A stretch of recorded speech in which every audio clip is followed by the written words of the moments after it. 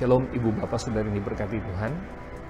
Kesempatan kali ini saya ingin sharing kebenaran firman Tuhan yang saya ambil dalam kitab Perjanjian Lama, yaitu dalam kitab Mazmur pasal 107. Kita akan belajar bersama-sama ayat yang pertama sampai dengan ayat yang ke-43. Karena ayat-ayat ini begitu panjang, saya tidak akan membacakan semua ayat-ayat yang tertera dalam pasal 107 kitab Mazmur ini. Tapi saya akan membacakan hal-hal atau ayat-ayat yang penting yang saya ingin sampaikan kepada Ibu Bapak Saudara. Dan saya berharap Ibu Bapak Saudara boleh menyediakan alat tulis untuk Ibu Bapak Saudara dapat mencatat hal-hal penting dan kemudian bisa dapat dipelajari secara pribadi di tempat masing-masing. Mazmur pasal 107, saya ingin berbicara tentang bersyukur. Saya ingin bagikan tentang dua hal dari pengalaman pemazmur dalam pasal 107 tentang bersyukur. Yang pertama adalah mengapa kita perlu bersyukur sebagai orang yang percaya. Yang kedua adalah kita akan melihat kekuatan daripada bersyukur bagi kita sebagai orang yang percaya. Mazmur 107 ayat yang pertama sampai ayat yang ketiga saya ingin bacakan terlebih dahulu Ibu Bapak Saudara. Bersyukurlah kepada Tuhan sebab Ia baik, bahwasanya untuk selama-lamanya kasih setianya. Biarlah itu dikatakan orang-orang yang ditebus Tuhan, yang ditebusnya dari kuasa yang menyesakan, yang dikumpulkannya dari negeri-negeri, dari timur dan dari barat, dari utara dan dari selatan. Pemazmur berkata, bersyukurlah kepada Tuhan sebab Ia baik, bahwasannya untuk selama-lamanya kasih setianya. Ini merupakan dua kalimat yang di atas merupakan sebuah perintah, dan ayat yang ke-1b itu merupakan sebuah pernyataan iman yang begitu luar biasa tentang Tuhan. Kepada siapa Dia perintahkan dan kepada siapa Dia ajak untuk bersyukur, Ibu Bapak Saudara. Perhatikan yang kedua, biarlah itu dikatakan orang-orang yang ditebus Tuhan, yang ditebusnya dari kuasa yang menyesakan. Jadi pemazmur mengajak dan memerintahkan kepada orang-orang yang mengalami penebusan daripada Tuhan, atau bagaimana Tuhan campur tangan dan kehidupannya, menolong dan melepaskan dia dari masa-masa kesusahan atau masa-masa kesesakan. Pemazmur berkata, bersyukurlah kepada Tuhan sebab Tuhan itu baik, disertai dengan sebuah pernyataan iman bahwasannya untuk selama-lamanya kasih setianya, Ibu Bapak Saudara. Nah, kalau kita perhatikan ketika pemazmur berkata bersyukurlah kepada Tuhan sebab Ia baik. Kata baik itu merupakan sebuah kata sifat yang melekat kepada Tuhan. Bahwa Tuhan itu bukanlah Tuhan yang jahat, tapi Tuhan itu adalah Tuhan yang baik. Yang dalam Alkitab Perjanjian Baru berkata bahwa Allah itu adalah kasih. Kasih merupakan sebuah kata sifat yang melekat kepada pribadi Tuhan. Jadi Tuhan kita adalah Tuhan yang sangat baik. Tuhan kita adalah Tuhan yang mengasihi. Nah, mengapa pemazmur perlu bersyukur kepada Tuhan? Alasan yang utama dan tidak lagi alasan yang lain kalau kita perhatikan dalam Mazmur pasal 107 ini adalah karena Tuhan itu baik, Ibu Bapak Saudara. Jadi mengapa kita perlu bersyukur? Sama seperti pemazmur pasal 107 berkata, sebab Tuhan itu baik, disertai dengan sebuah pernyataan iman bahwasannya untuk selama-lamanya kasih setia Tuhan. Artinya bahwa kasih setia Tuhan itu adalah bukan sesuatu yang sifatnya temporer, Saudara. Kasih setia Tuhan itu tidak berbicara tentang waktu atau momen tertentu. Tapi kebaikan dan kasih setia Tuhan itu adalah kekal sampai selama-lamanya. Jadi Ibu Bapak Saudara, mengapa kita perlu bersyukur kepada Tuhan? Alasannya adalah karena Tuhan itu baik, karena Tuhan itu mengasihi kita, Ibu Bapak Saudara. Dan kasih setia Tuhan itu kekal sampai selama-lamanya. Di mana kita bisa dapat melihat perbuatan dan kasih setia Tuhan yang begitu hebat dalam hidup kita. Pada perbuatan-perbuatannya yang apa, Saudara? Yang ajaib, kata Alkitab. Yang perbuatan-perbuatan yang ajaib ini kita bisa melihat bagaimana Dia memuaskan jiwa kita yang dahaga dan mengenyangkan jiwa kita yang lapar dengan seluruh kebaikannya. Jadi Bapak Saudara yang diberkati Tuhan, tidak ada alasan bagi kita untuk tidak bersyukur.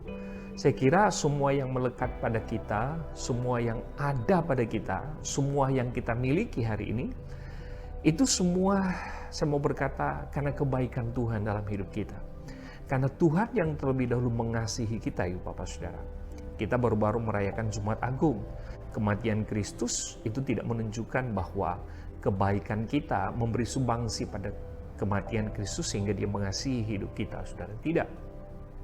Tapi kematian Kristus itu menunjukkan bahwa dia berkorban bagi kita. Dia menunjukkan kasih-Nya yang begitu hebat dalam hidup kita, sehingga kita diselamatkan. Nah, orang yang diselamatkan oleh Tuhan, Alkitab berkata, maka kita akan menikmati semua berkat-berkat rohani maupun berkat jasmani yang Tuhan telah sediakan dalam hidup kita. Sudah diberkati Tuhan.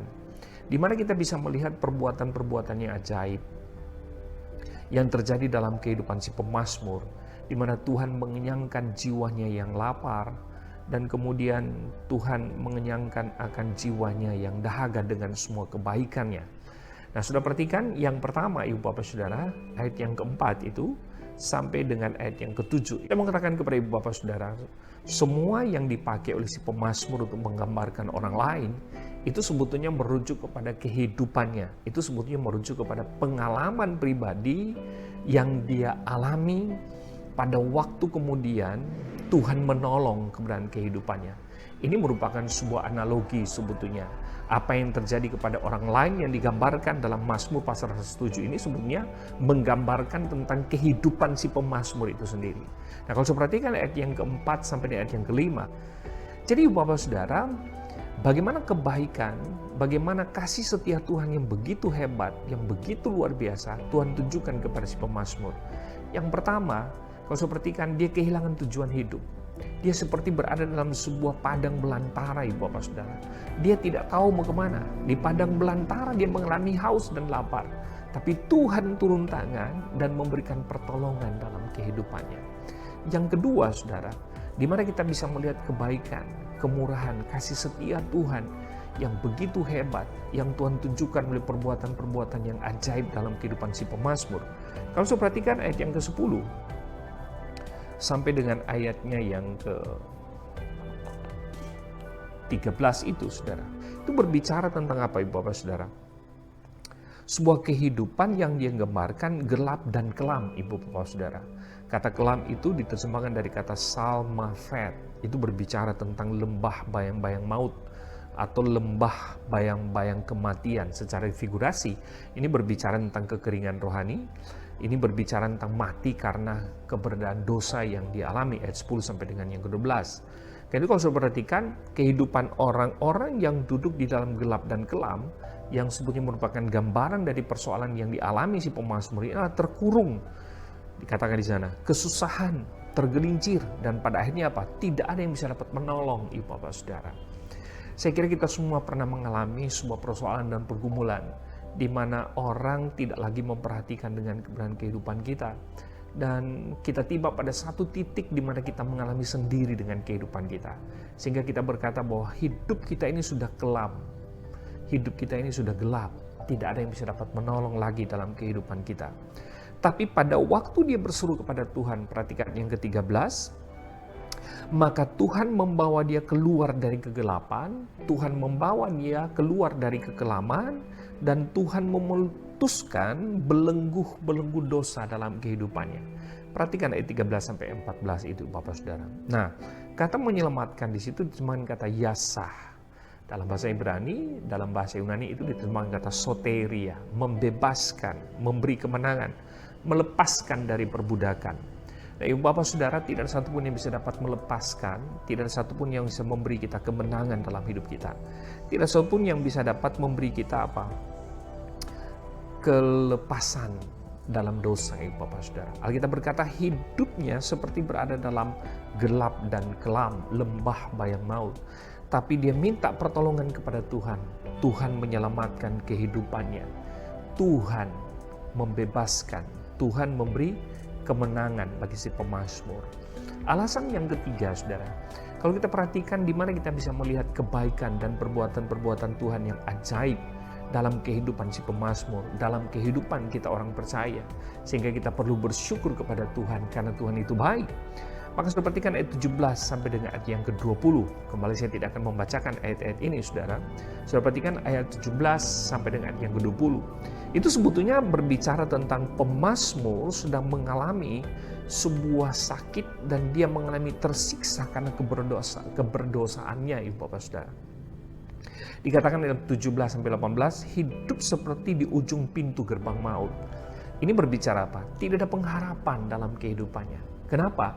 Karena dia mengalami sakit yang begitu luar biasa dalam kehidupannya karena dosa yang dia lakukan. Karena ada perbuatan-perbuatan pelanggaran yang dia lakukan, Ibu Bapak Saudara. Sehingga dia mengalami penderitaan yang begitu hebat karena sakit fisik yang dia alami. Alkitab berkata ini karena firman dia tidak tahu, firman dia tidak mengerti, Ibu Bapak Saudara. Tetapi kembali lagi, kalau Ibu Bapak Saudara perhatikan ayat yang ke-20, pada waktu dia berseru kepada Tuhan, Alkitab berkata, Tuhan menyembuhkan sakit penyakitnya. Tuhan memberikan dia sebuah pengharapan dalam kehidupannya, Ibu Bapak Saudara. Kata sembuh dalam ayat yang ke-20 diterjemahkan dengan kata Rafa. Kita pernah mendengar sebuah pernyataan Jehovah Rafa, Tuhan yang menyembuhkan, Ibu Bapak Saudara. Jadi sakit yang dialami oleh si pemazmur ini begitu hebat, membuat dia mengalami penderitaan, membuat dia mengalami kesusahan yang begitu hebat. Tapi dia berseru kepada Tuhan, maka Tuhan turun tangan dan menyembuhkan kebenaran kehidupan. Ada berapa banyak di antara kita sebagai orang yang dulu pernah mengalami sakit. Bahkan mungkin setelah kita percaya kepada Tuhan, kita mengalami sakit yang begitu hebat dan luar biasa. Kita berseru dan minta tolong kepada Tuhan. Tuhan turun tangan lalu Tuhan menyembuhkan, Tuhan memulihkan kebenaran kehidupan kita. Dia adalah Allah penyembuh dalam kehidupan kita. Ibu Bapak Saudara, bukankah itu menunjukkan tangan Tuhan itu hebat, perbuatannya ajaib dalam hidup kita? Tidak alasan bagi kita untuk tidak bersyukur. Tidak alasan bagi kita untuk tidak berkata bahwa Tuhan itu baik. Saudara, Tuhan itu sungguh baik. Tuhan turun tangan dan menyembuhkan, memulihkan kesehatan daripada si pemazmur. Kita pernah mengalami semua itu dalam hidup kita. Yang keempat, saudara, kita bisa dapat melihat kebaikan dan kasih setia Tuhan yang begitu hebat dan luar biasa dalam kehidupan si pemazmur, sehingga dia bersyukur kepada Tuhan. Perhatikan ayat yang ke-23 sampai dengan ayat yang ke-30. Ini merupakan sebuah gambaran yang dialami sebetulnya oleh si pemazmur, di mana dia mengalami goncangan yang begitu hebat karena dia bergumul dengan sesuatu dalam kehidupannya, sehingga membuat jiwa dan akalnya, saudara, yang membuat jiwa dan pikirannya sudah tergoncang sedemikian rupa. Itu digambarkan bagaimana dia mengalami kegoncangan pikiran dan jiwa, saudara. Itu sama seperti sebuah kapal berada di tengah laut dan dia berada di sana, dan kemudian kapal ini diombang-ambingkan dengan gelombang yang begitu tinggi. Dalam ayat yang ke-30 itu, Tuhan mendiamkan badai itu, dan kemudian Tuhan menuntun sampai ke tempat labuhan hidup di dalam Tuhan, Ibu Bapak Saudara. Perhatikan ayat ke-30. Nah, kata diam di situ diterjemahkan dari kata demamah dalam bahasa Ibrani, yang berarti itu tuh calm atau still. Kata sifatnya di sini pengertiannya adalah tidak bergerak sama sekali, hening, dan kemudian sangat menenangkan kalau kita perhatikan. Sudah saya ingat sebuah lagu yang berkata bahwa lihat kuasanya dalam keheningan, di saat badai bergelora, ku akan terbang bersamamu.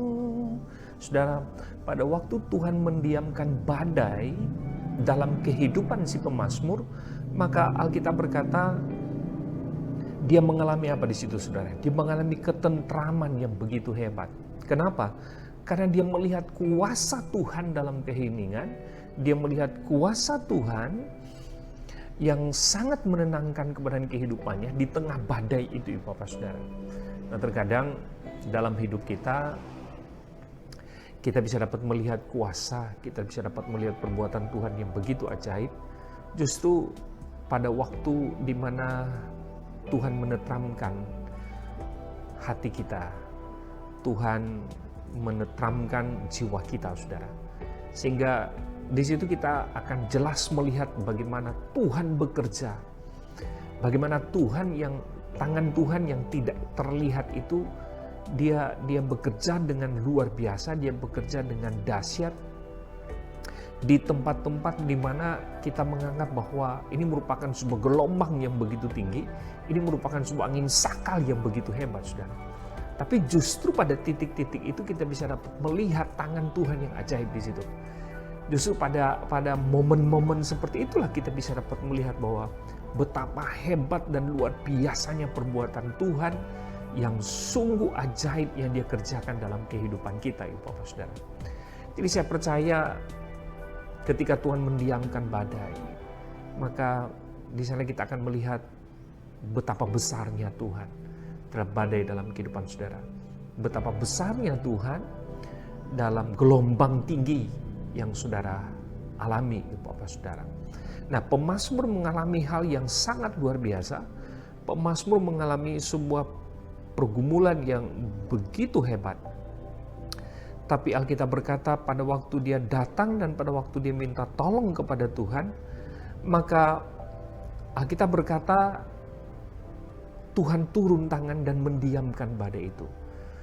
Tuhan turun tangan lalu menenangkan badai itu. Sehingga yang terjadi adalah keheningan bersama dengan Tuhan, Ibu Bapak Saudara.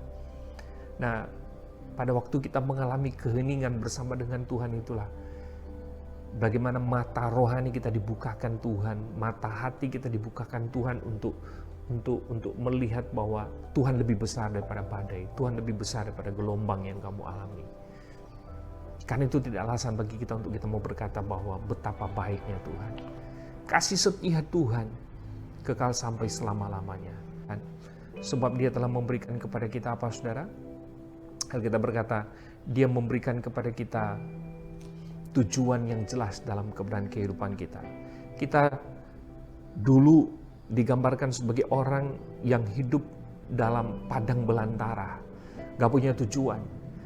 Jiwa kita mengalami gundah gulana, mengalami kelaparan, mengalami dahaga, haus begitu luar biasa. Tapi Alkitab berkata kebaikan Tuhan Dia tunjukkan lewat perbuatan-perbuatan yang ajaib sehingga Dia memuaskan jiwa kita yang lapar dan dahaga dengan kebaikan-kebaikan yang begitu hebat. Alkitab berkata, dulu kita adalah orang-orang yang hidup dalam kelam. Dulu kita adalah orang-orang yang hidup dalam gelap, Ibu Bapak Saudara. Kita hidup dalam sebuah lembah bayang-bayang maut. Kita hidup dalam sebuah lembah kematian, kata pemazmur. Tapi ketika kita minta tolong kepada Tuhan, maka Tuhan turun tangan dan Dia yasah, Dia soteria. Dia menyelamatkan kita. Dia bukan cuma sekedar menyelamatkan kita dari apa yang disebut dengan maut, dari keterikatan dosa, tapi Alkitab berkata Dia membebaskan kita. Bahkan Alkitab berkata Dia memberikan apa? Kemenangan. Sekali lagi kita juga baru merayakan tentang kebangkitan Yesus. Pada waktu Yesus mati, Alkitab berkata maka semua dosa kita dikuburkan bersama-sama dengan Yesus. Dan pada waktu Dia dibangkitkan dari kematian, maka Alkitab berkata Dia mengalahkan maut. Sebagaimana Yesus mengalahkan maut, sebagaimana Yesus mengalahkan yang namanya dosa itu, maka orang yang percaya, yang dipersatukan di dalam Kristus, toh juga akan mengalami apa yang disebut dengan kemenangan dalam hidup kita, Ibu Bapak Saudara. Betapa hebat dan luar biasanya Tuhan kita. Dulu kita adalah orang-orang yang buta akan kebenaran firman Tuhan. Karena kebutaan akan firman Tuhan itu membuat banyak hal yang kita lakukan. Sehingga dampak dari perbuatan dosa yang kita lakukan, ada begitu banyak penyakit yang kita alami. Baik penyakit jiwa maupun mungkin penyakit spiritual atau mungkin secara fisik kita mengalami. Tapi pada waktu kita berdoa kepada Tuhan minta pertolongan, Tuhan turun tangan, mengangkat sakit penyakit kita, membebaskan kita dengan firman-Nya. Saya ingat satu lagu yang berkata, Kau berfirman dan sembuhkanku, Kau bersabda dan selamatkanku, tiada yang mustahil bagimu, Yesusku percaya padamu. Lihat kebaikan Tuhan. Dia menyembuhkanmu sebab Dia adalah Jehovah Rafa. Dia memulihkan hidup kita sebab Dia adalah Tuhan yang memulihkan. Dengan apa? Dengan firman Tuhan. Firman kebenaran yang memerdekakan. Firman adalah kebenaran yang menyembuhkan, ibu bapak saudara. Kita adalah orang yang buta akan firman. Tapi Tuhan datang dan menyelamatkan hidup kita. Kita adalah orang-orang yang dulu sama seperti orang yang hidup dalam sebuah badai. Yang begitu hebat menimpa akal, pikiran, dan jiwa kita. Jiwa kita gundah gulana, jiwa kita tertekan sedemikian rupa. Pikiran kita yang kita anggap dengan begitu hebat. Tapi kemudian ketika kita mengalami tekanan yang begitu hebat karena badai hidup, sudah kita mengalami apa? Kebuntuan dalam berpikir. Kita mengalami kehilangan akal. Tapi kemudian Tuhan turun tangan, kata pemazmur. Tuhan apa saudara? Mendiamkan badai yang begitu tinggi. Badai yang bergelora, yang begitu hebat, gelombang yang begitu tinggi. Sehingga firman Allah berkata, kita mengalami ketenangan. Tidak alasan bagi kita untuk kita tidak bersyukur. Semua yang Tuhan kerjakan dalam kehidupan kita menunjukkan perbuatan-perbuatan yang ajaib. Menunjukkan kasih setia Tuhan yang begitu hebat. Dia baik dalam hidupmu.